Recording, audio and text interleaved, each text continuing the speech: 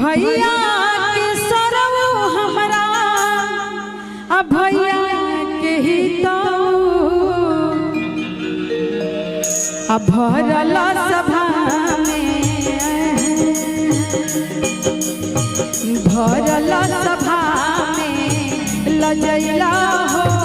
हमर भैया के सरऊ अंगना के नामावा हंसवला हो हमर भैया के सरऊ अंगना के नामावा हंसवला हो हमर भैया के सरऊ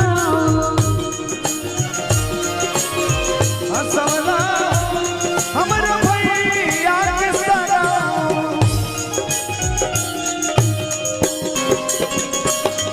बनो तेरी अखिया सुरमदान बनो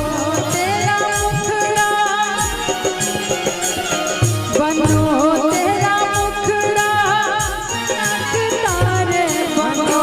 तेरी अखिया सुरमदान बनो तेरी अखिया सुरमा हंसवला हमर भैया के सरऊ हंसवला और देखिए तिलक चढ़ेला और डिमांड रहेला कि सोना हीरा मोती चढ़ावे के बा,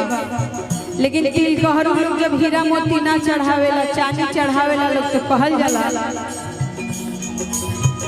कइला करार सरऊ तिलक चढ़ावे के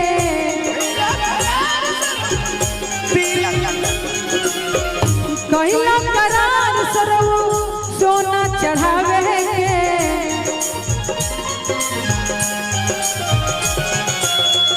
और देखिए चांदी पे भाई भरा चांदी पे भाई भरा मवला हो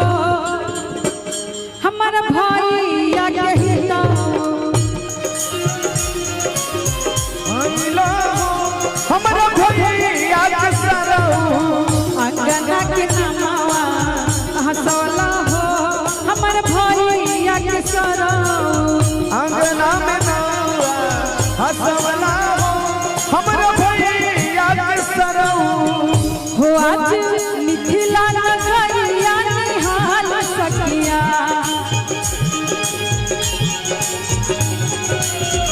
हो आज मिथिला नगरिया निहाल सखिया चारों दुल्हा में बड़का कमाल सखिया चारों दुल्हा में बड़का कमाल सखिया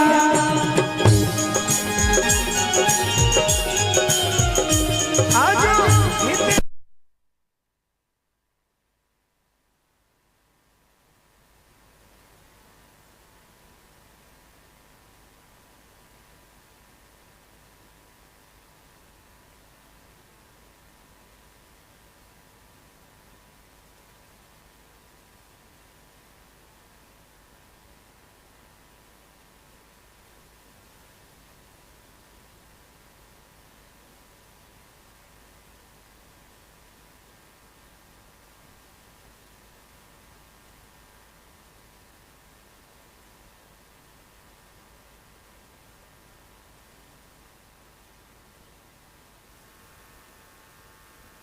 के जोड़ा नहीं थे और साउंड के भी पता बा जब हम सुननी है कि मनोज चाचा के यहाँ जाते नहीं हम कार्यक्रम में और जब हम सुननी है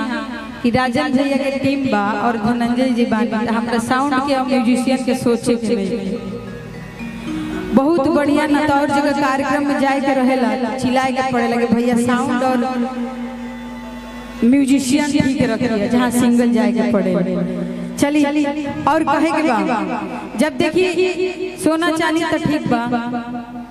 गाड़ी उड़ी चढ़ावे के जब डिमांड रहेला आ लोग साइकिले पर चाहे लगे कैसहू अपन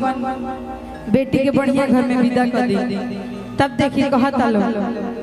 कि कहिला करार सरऊ अब बुलेट चढ़ावे कहिला करार सरवो बुलेट चढ़ावे के बड़ाई ना कोई चाहत रहे आ साइकिल पे भाई भरा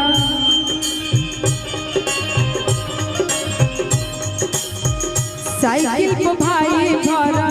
मावला हो हमारा भैया के हिस्सा साइकिल पे भाई भरा मावला हो हमारा भैया के हिस्सा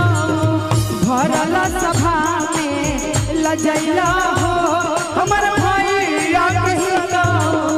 भरल सभा में लजैला हो हमारा भैया के हिस्सा अंगना के नमावा हंसैला हो हमारा भैया के सरा भरला में नमावा लजैला हो हमारा भैया के सरा भरला में नमावा लजैला हो हमारा भैया के सरा। बहुत सुंदर।